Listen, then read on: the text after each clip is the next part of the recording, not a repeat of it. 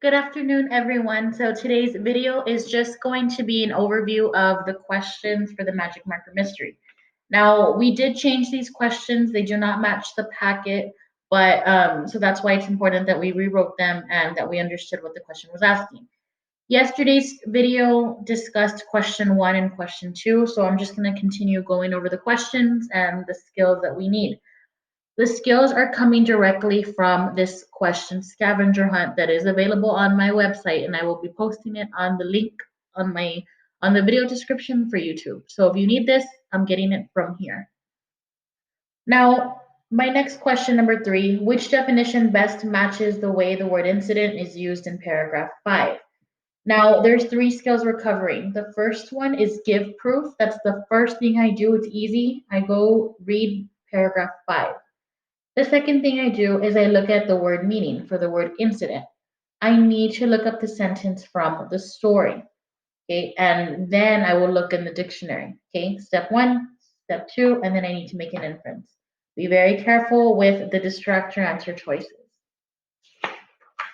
Okay, so this next one, question number 3.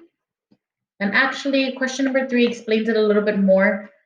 Here's the context from the story. Though there is that spitball incident from this morning on the bus, paragraph 5, this is the correct definition. Unexpected, usually unpleasant thing that happens. If you look on learnersdictionary.com, there is another definition that talks about a war between countries. That's not the definition we need, especially a war that starts with a spitball. No. Okay, so that is why you need to be very careful and you need to make that inference. Question 4 is another word meaning question. That's our skill for this week. Which definition best matches the way adamant is used in paragraph 30? First thing, the giving proof, I look at paragraph 30. I reread it if I need to, but we haven't read the story yet, but that's when you go back and answer. The second thing, word meaning, adamant. I find my context from the story. Ucho was adamant that he wasn't the culprit. Then I look up the meaning. Not willing to change an opinion or decision, very determined. So then I make my inference. Ucho was determined to make sure that people knew he wasn't the culprit. Okay? Question number 5. Which statement expresses a main theme of the story? Now, we haven't gone over theme yet, but I'll go into it in a few minutes. Okay, of the play. Give proof. You have better read the whole story. And then I see theme. What is theme? What was learned in the story? Okay, it's either a message, a moral, or something that the characters or the audience learned.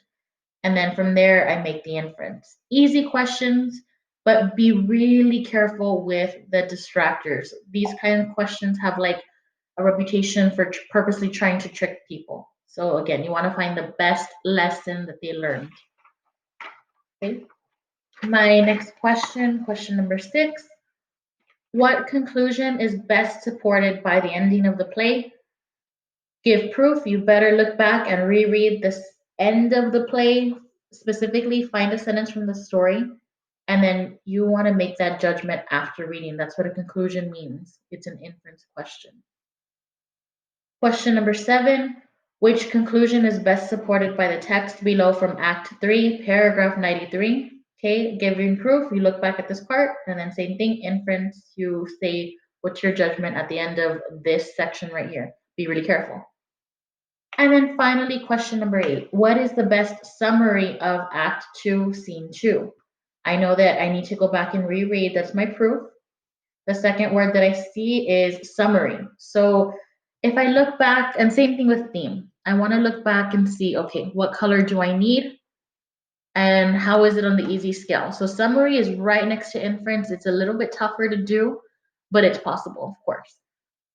Okay, so summary, we may have learned it different in elementary in a different class, but the way that I like to do it for fiction stories is coming up with the character, the problem, and the resolution. Who are the main characters in this section? What was the problem? How did they solve it? And you might not even get to a resolution. Now, inferencing. This part is important because there's 4 answer choices. They're trying to trick you. There might be an answer that has character, problem, resolution. Okay, that's a good answer, but you want to make sure you find the best one. And the inference comes in when you find an answer choice that has this plus a theme, plus what the characters learned. Okay, so this is what we went over. The homework for the expectation for my class is to make sure that you go into slide number 39 and you post or you do all the handwritten notes, you do them over here on the slides. Okay, so brain directions. If it says give proof, inference, right? And then you, of course, add in any shapes that you need. Go to shapes, rectangle, and then you can put it in there. Okay, there you go. Make it transparent. If it's a give proof question, you want to make it red. You want to make it thicker. I'm just focusing on these buttons up here, 1, 2, and 3. And you put them around the words just as we did on paper. Okay, that is your expectation for this evening, or if you're on, yeah, just get it done. It needs to be on slides. Yes, paper helps, but at the end of the day, I'm going to be grading this. All right, so have a wonderful day. Bye.